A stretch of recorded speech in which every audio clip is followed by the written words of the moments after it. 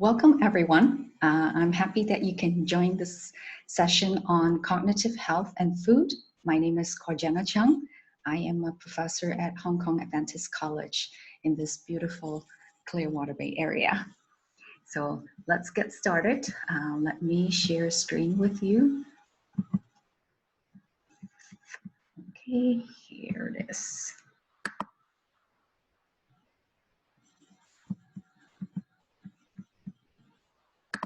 Okay, so let's first by discussing what we are going to be talking about in this 40 minutes, okay?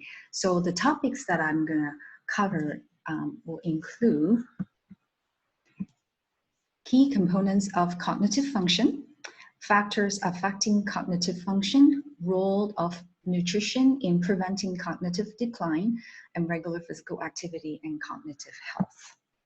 So let's begin by a little pop quiz. Okay, I'm a teacher, so I like to give out quizzes. So, however, this one, you don't get any points, okay?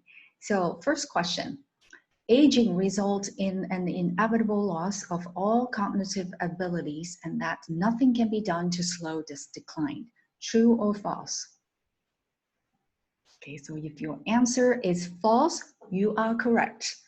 Aging does not result in an inevitable loss of all cognitive abilities. You will experience some decline, however, it will not be a complete loss of cognitive abilities, okay? And we can do something about it to slow the decline. Question number 2, forgetfulness is always a sign that something is wrong with your brain. Is it true or false? If your answer is true, then you're wrong. Forgetfulness, it's not always a sign that something is wrong with your brain. In fact, as with aging, or if you're under a lot of stress, forgetfulness does occur. Okay, so that doesn't always mean that there's something wrong with your brain. So what exactly is cognitive function? What does all the elements include in it? Okay, so there are 5 components in cognitive function. So it includes memory, speech and language, attention, reasoning, and speed. Okay, so let's first talk about attention. So have you noticed that our younger counterparts or your kids or your friends, when they're younger, okay, so they can multitask. They can listen to music, studying, and talking to their friends at the same time. As you get older, you tend to prefer to do one thing at a time. And you can be easily distracted. So your attention is not as good as when you were younger. Here are 4 different colors and different words, and see if you can spot the one that the word matches the color. Which one? Okay, so if you can spot it right away, good for you. Okay, so it will be this one. It says blue and it has a blue tone background. The others will be incorrect. Second component is memory. Okay, memory includes both receiving information, organizing the information, storing the information, and retrieving the information. The parts in your brain that is in charge of memory is the frontal lobe as well as the temporal lobe.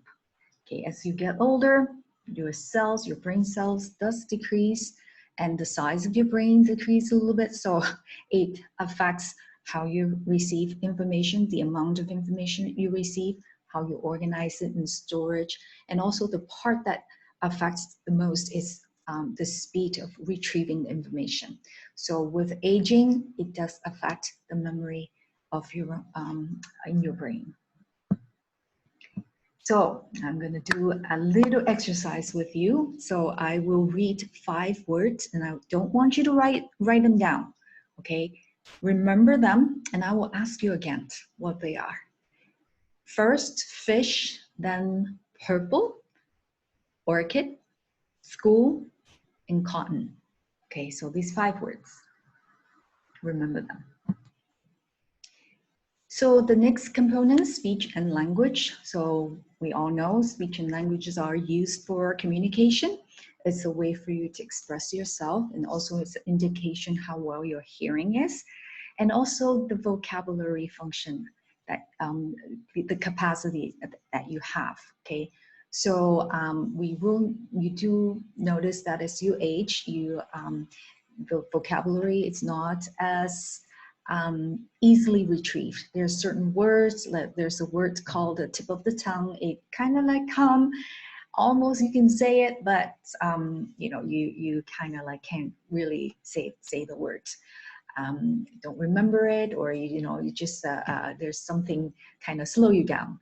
And also your hearing, as you age, the hearing does get a little bit impaired, unfortunately, especially depending on how well you protect your ears. And if you like to listen to loud music, if you oftentimes exposed in a loud environment because of your work or whatever reasons, then your hearing can be impaired more drastically. Okay, so your speech and language, aging does affect that ability as well. Cognitive speed, meaning that it's the transfer of information from one region of the brain to the next, and it's the time to process information and react to it. As you can see on this little table here, when you're younger, your ability to process word, okay, ability to read word per minute, it's about 550 words per minute, okay, give and take. So that's the average. As you get older, the average word that you are able to read, process per minute, it's only about 400. You see how the difference, the decline? So therefore, when you read something to your grandparents, or you are the grandparents, or you read newspaper, you notice that it will take you longer for complete, the reading of it. And I'm a nurse myself, so as a healthcare provider, I know when I give instruction to the elderly people, I need to allow more time to speak a little slower, and also have them read something, allow them the extra time to read it, knowing that the cognitive speed does get affected as you age. The other one is your reasoning ability. So here's a question for you. If water and juice are drinks, what are thermometer and scale? Okay, that's correct. That's a measurement tool. Okay, so it's your reasoning skill, how you compare and contrast. And also when you look at this table on the left here, so what will be the stick, the direction of the stick for the question mark here? Okay, so here's the hint. If you look at the middle here, so you notice that this is kind of like the condensed version of the whole picture. So logically, this one will be the stick will be kind of facing this direction. Okay, all right, so if you got them correctly, congratulations, your reasoning skill is quite intact. So cognitive changes in older adults as we age. I mentioned earlier that the size of your brain does shrink a little bit. And so you can look at this picture on the left here. This is the healthy brain, human brain, and this is the aged brain. Okay, so you see the size of it, and also the brain structural changes. Okay, so what makes it shrink? Because of your gray matter shrink, and also the white matter, the demyelination start to impair a little bit. And also your neurobiological changes, reduce neurogenesis, neuroatrophy, alter neurotransmitter, and synaptic activity. In another word, if you don't have any idea what those terms are, some of them may be too medical, but it means impair, slow down, it's not as sensitive, it's not as active, your brain activities. Here's another photo indicating how our cognitive function naturally decline over time. So there's nothing you really need to be alarmed because of the gradual changes due to aging. So among the 5 components, By the age of 74, you will notice, okay, maybe you've already noticed it in your parents or your grandparents that their memory, okay, so you see the grade line that is steadily declined with age in the next 10 years from 74 to 84. Okay, so gradually decline your memories.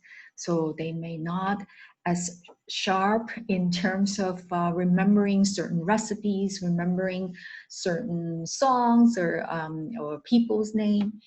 But you see the other four components, they don't decline right away. Okay, so that's kind of another good 5 years.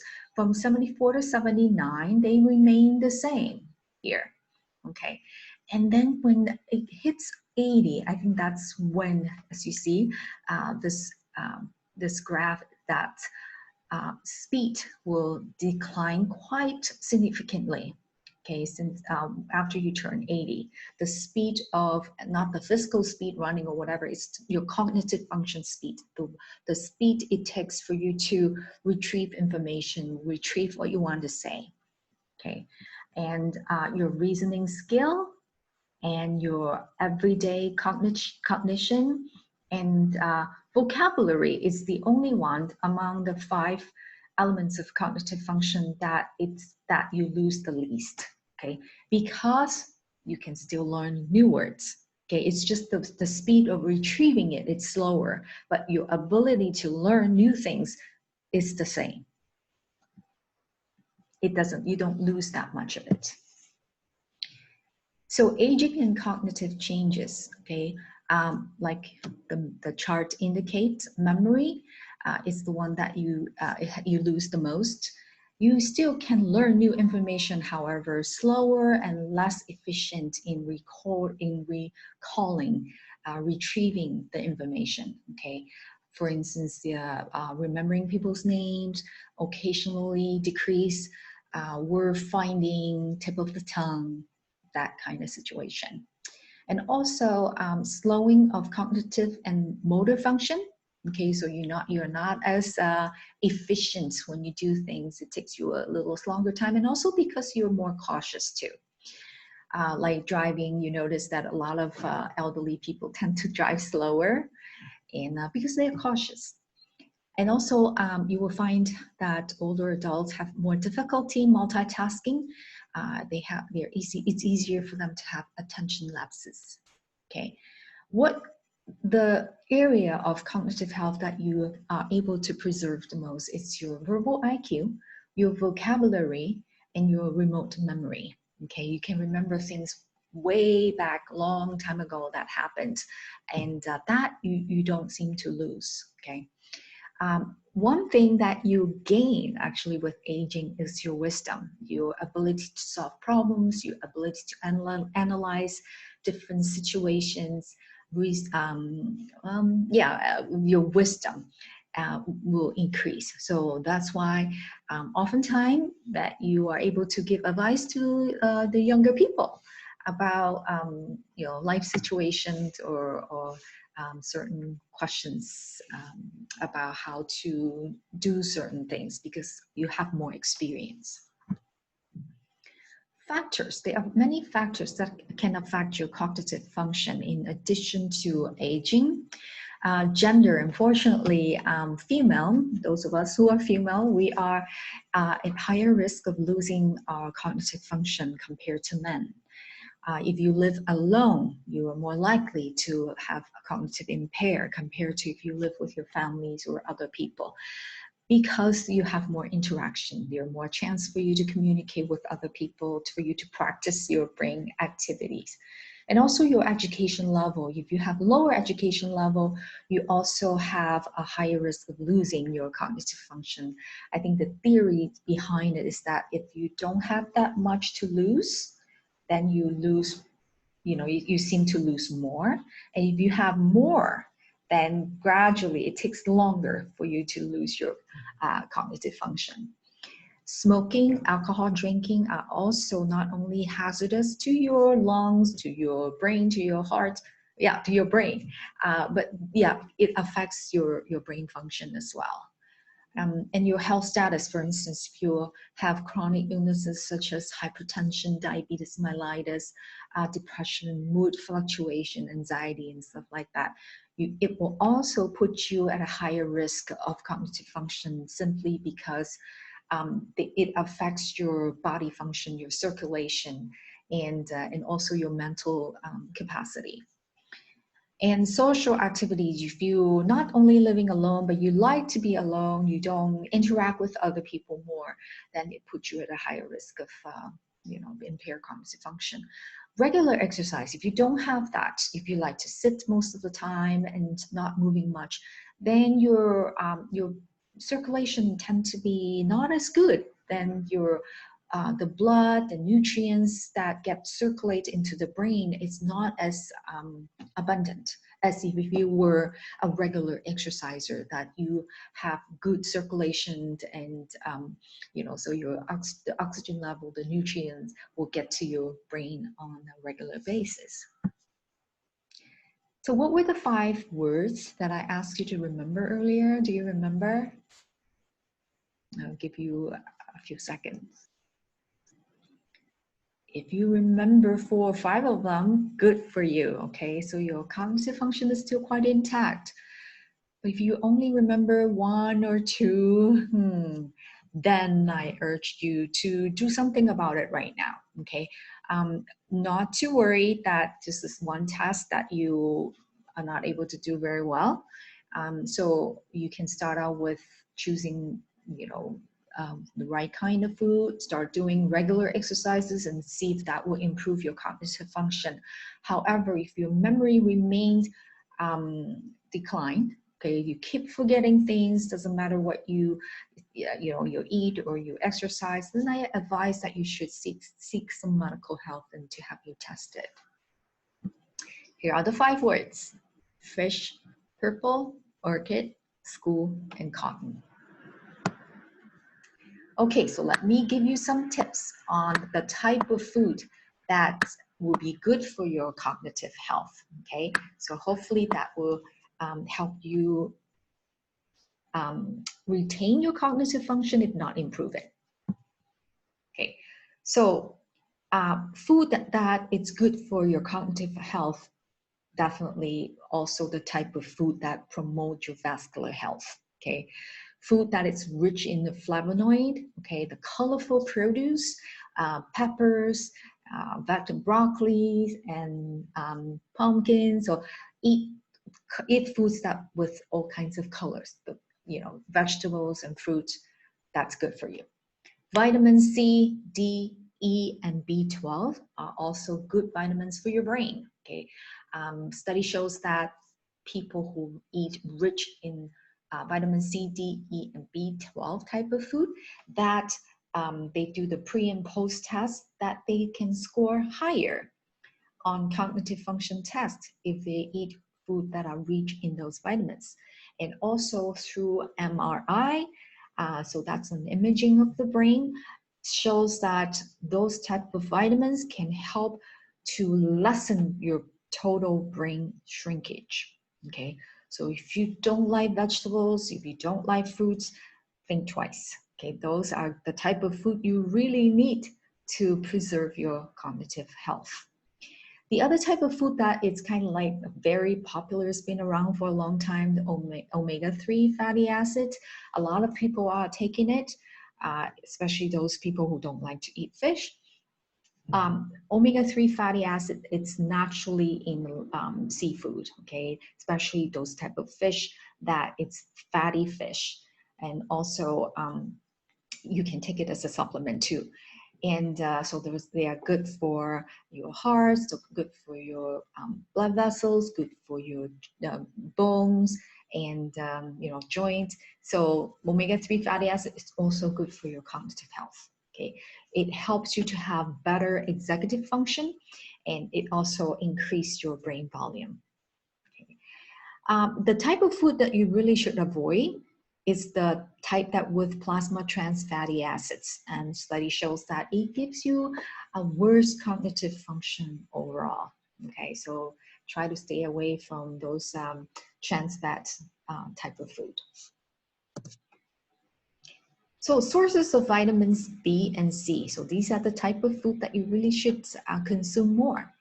Eggs, milk, cheese, milk products, meat, fish, shellfish, and poultry, and some soy and rice beverages, as well as soy-based meat substitutes are fortified with vitamin B12. So you notice that if you're a vegetarian, don't worry, you don't have to have meat in order to consume vitamin B12.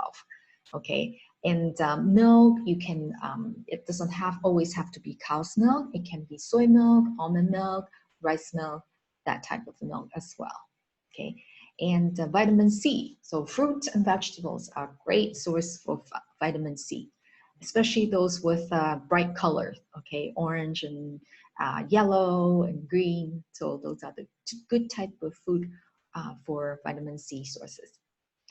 Papaya, citrus fruits, strawberries, bell peppers, broccoli, Brussels sprouts, dark leafy greens such as kale, mustard greens, and chard. Okay, so eat more of those. You will see the result. Okay, it will help you to improve your memories, your reasoning skill, the speed, and try it.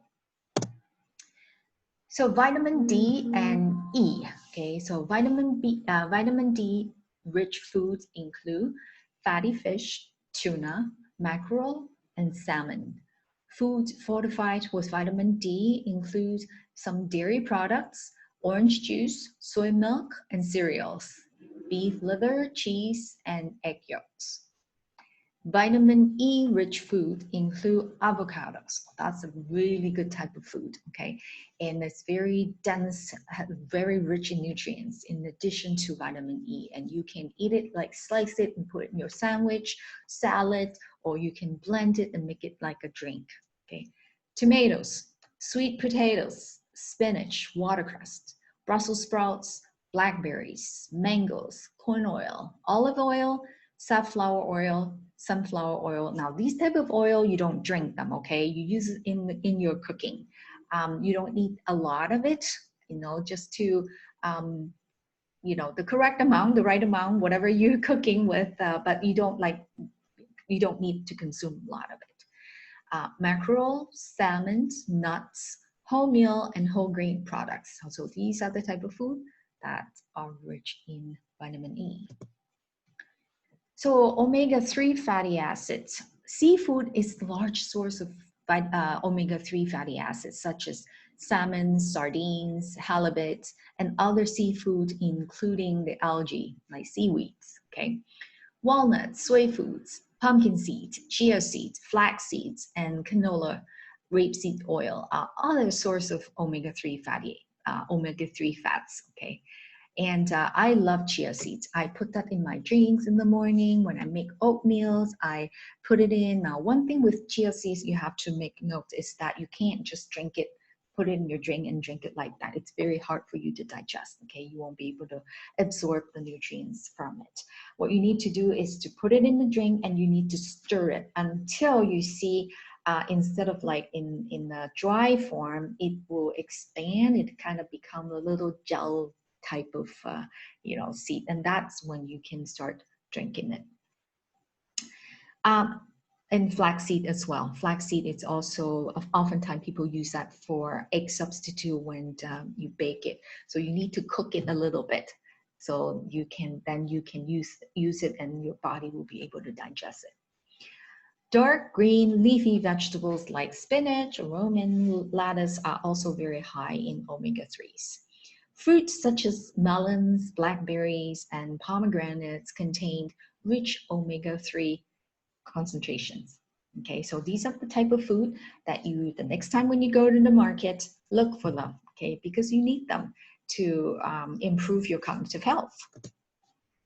So other than food, we've talked a lot about the different food, different vitamins for your brain, but there are exercises that are also good for your brain. So not just the physical exercise, like right here, okay, like weightlifting or aerobic, but also exercise your brain as well. So I'll talk more about that. So Staying healthy as you get older, it's very important. As you get older, you tend to start noticing more health concerns. So actually, you really should start young. Don't wait until you start having problem. Then it's time for exercise. No, you should start. Exercise is a very good health habit. So start exercise at any age. Okay, staying healthy, it's important for everyone. Exercise improves not only your cardiovascular and respiratory functions, slow your bone loss, but also and strengthen your muscles, but also can improve your brain function. Exercise benefits your mood and enhance cognitive functioning.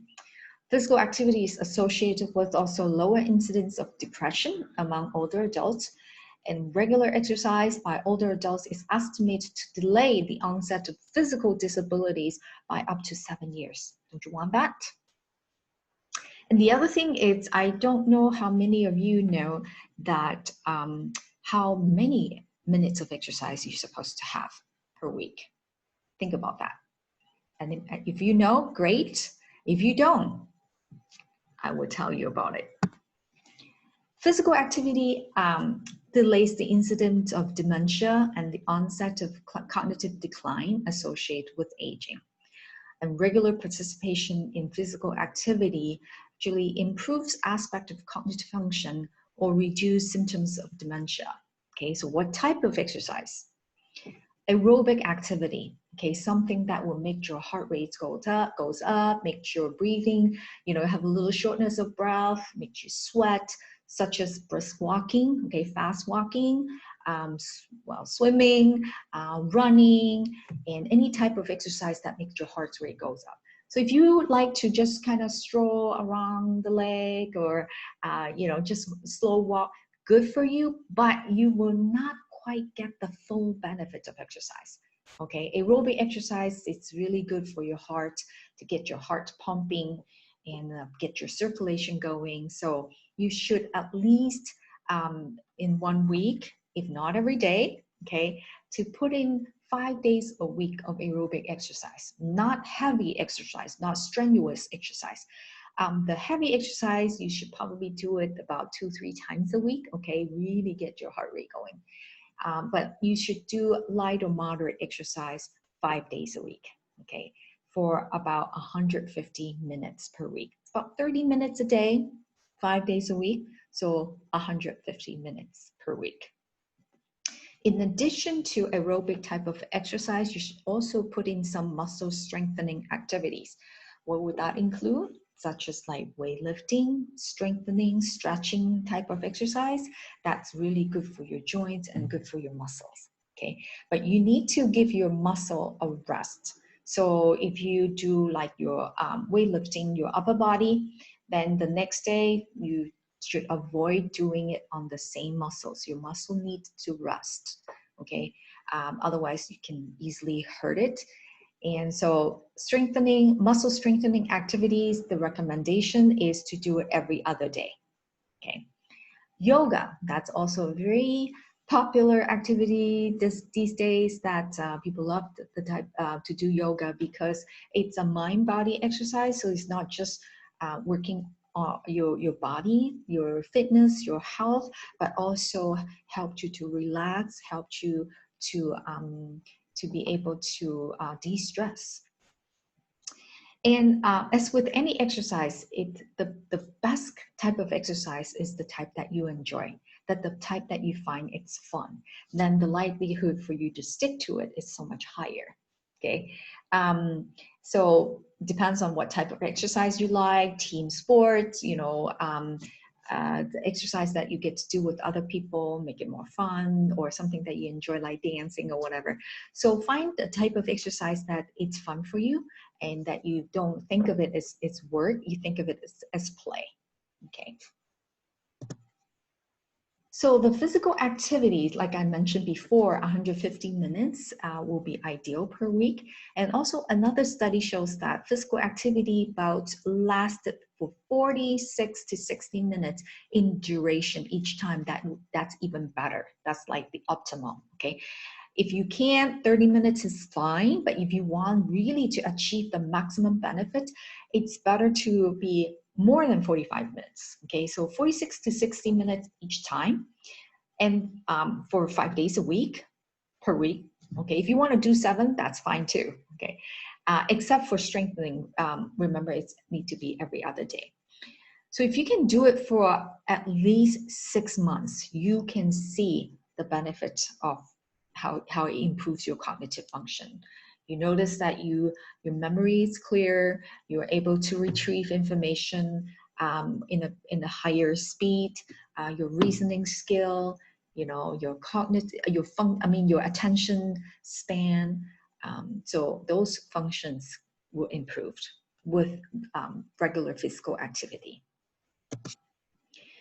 Because that study shows that a lot of people are not doing what's recommended. Okay, and why is that?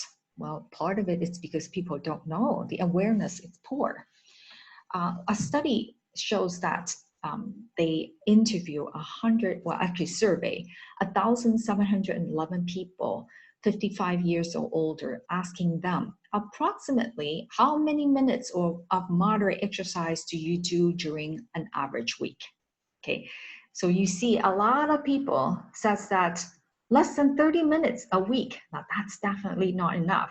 So less than 20% of people know the recommended amount of activity, okay, or they actually do this amount of activity. So they don't do as much because they really don't know how many minutes are recommended. Okay, a lot of people, so you do have people who are really good at it. I mean, they do regular exercise about 15%, okay, but you see the majority of people do not do it. And another study in 2015 surveyed 5,400 people, and one question asked, which of the following do you think regular exercise and physical activity can have a significant impact on for many people?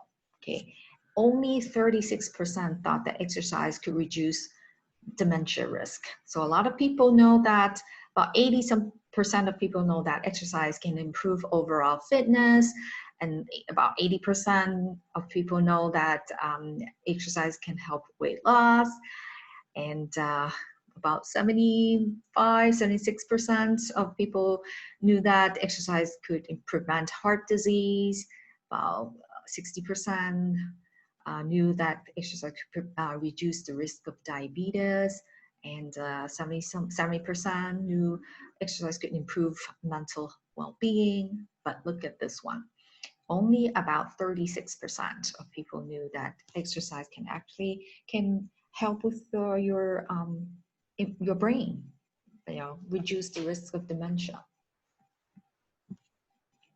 So what can we do? Okay, so we know about the type of food that can help improve cognitive function, and then also exercise, physical exercise, right? Aerobic exercise, strengthening exercise, and yoga, and also the type of exercise that is enjoyable, that you can like treat it as a play. I mean, like a play activity.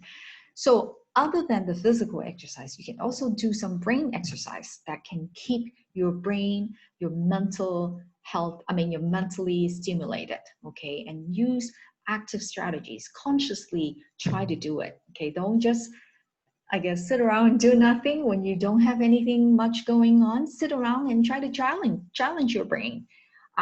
Get some puzzles, okay? Do puzzles. And if you don't like, physical puzzle, do a game online, get some software, download some software on your phone, and just do some brain activities that can challenge your brain, okay? Like this one that you required both dexterities and also your cognitive function, telling your brain, telling your hand, the left hand what to do, your right hand what to do. And do some math. I don't know how many of you like to do Sudoku. Okay, that's also a very good exercise to stimulate your brain. Crossword puzzles, that's also another way of exercising your brain. And also, like if your memory, okay, so this is kind of a strategy to help remind yourself things, that you can use sticky notes to put different places to remind yourself, okay, you need to do this, you need to do that. Okay, so that's also another way to actively remind yourself and stimulate your brain function. Another activity here that you can play, okay, so I hope you find this kind of fun. You can download it from the internet, is to call out the direction as well as the color of the arrow, and also use your hand to follow it. Okay, so like this is one direction, up or down, left or right, okay? So for instance, the first one will be what? Right, blue, up, yellow, right, red, down, green, up, red, and right, yellow. So you can do this type of exercise, and then if you want to challenge yourself more, do every other one. Okay, so that's another higher level of cognitive function. You have to also distinguish. You're supposed to skip every other one. Okay, so do some exercise often during the day, throughout the day. And the other things that you can also do is something simple as, like, for those of you who are right-hander, okay, so try to do things with your left hand. Okay, like for instance, if you like computer, put your mouse on the other side. So to stimulate both sides of your brain, because if you often, the right-handed people or left-handed people, without thinking much, you just do things. Okay, but if you consciously try to train your brain, so do things with your left hand. Okay, and then the other exercise that you do is, I don't know, as a kid, have you ever been challenged to do like one hand to do the rubbing and the other hand to do the pounding, and then you switch? Okay, so that also is a good exercise for your brain. All right. So other than brain exercise, there are other things that you can do to help improve your cognitive function. Try not to put yourself under a lot of stress. And I know stress is part of living, okay? It's inevitable. But try to reduce the amount of stress. Try to not take everything too seriously, and also learn something that can help you reduce stress. Meditation is a good way. Deep breathing exercise is also a good way to reduce stress.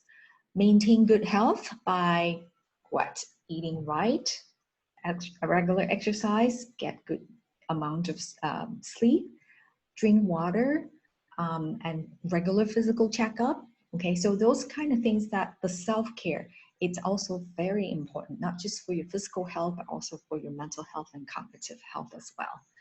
Participate in social activities with people you care. Okay, that's a very enjoyable activity. Look at this one, that gather with your friends to go. Well, I know with COVID-19, you can't have too large of a group of people, but just get some good friends to do things together, whether you are talking to each other on the phone or Zoom, FaceTime each other, or go out to hiking, or go to an island where there are not many people, open area, outdoor, with your good friends. That's very enjoyable activity. So not just good for your physical health, because you're going to be walking around, okay, your mental health and your cognitive health as well.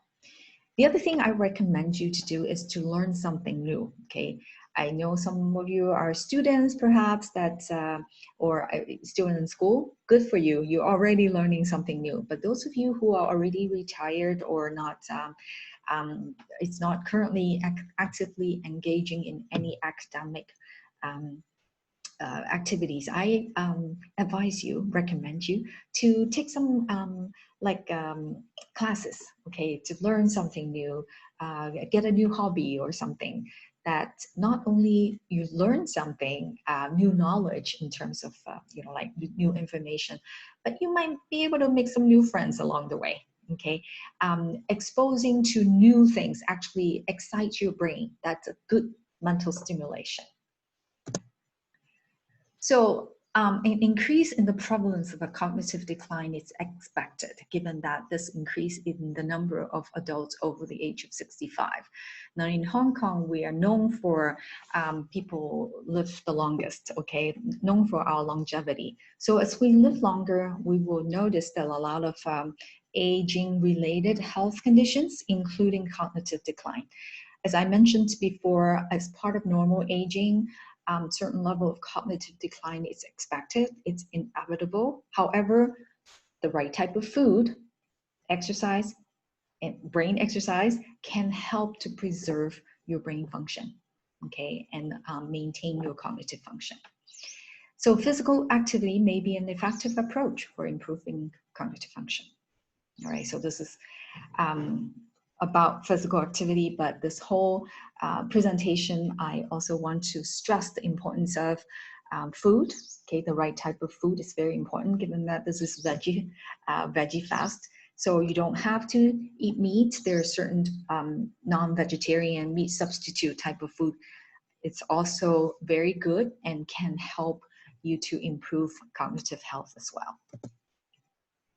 So I hope you learned something new today, and hopefully that will help stimulate your brain and give you a boost of cognitive function. And let's all work together and help to not only to live longer in Hong Kong, but let's all age well, okay? Be able to preserve our cognitive function, and so we have a better quality of life.